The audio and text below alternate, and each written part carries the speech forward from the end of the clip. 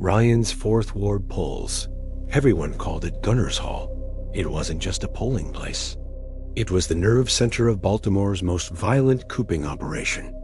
Let me take you inside Gunner's Hall. The building, two-story structure on Richmond Street.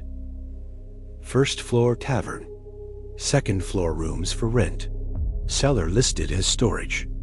That cellar was the coop. Dark, damp, no windows.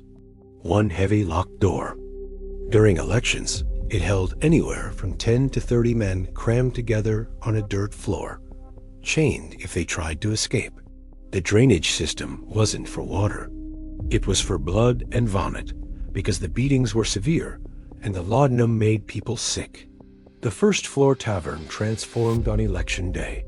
Back rooms stacked with disguised clothes, barrels of whiskey, bottles of laudanum.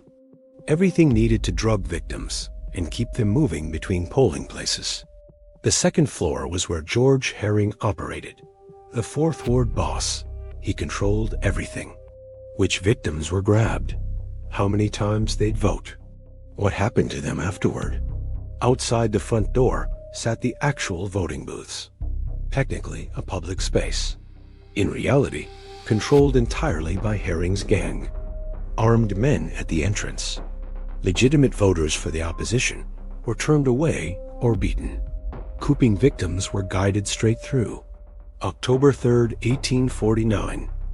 Edgar Allan Poe was found collapsed against the wall outside Gunner's Hall, wearing ragged disguise clothes, unable to explain where he'd been, barely able to speak.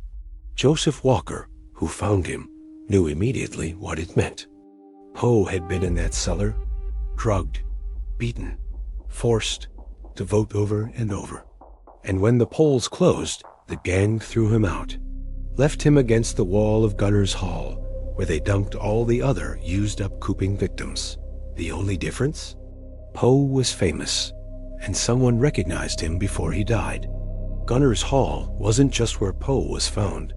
It's where he was held, where he was tortured, where they destroyed him.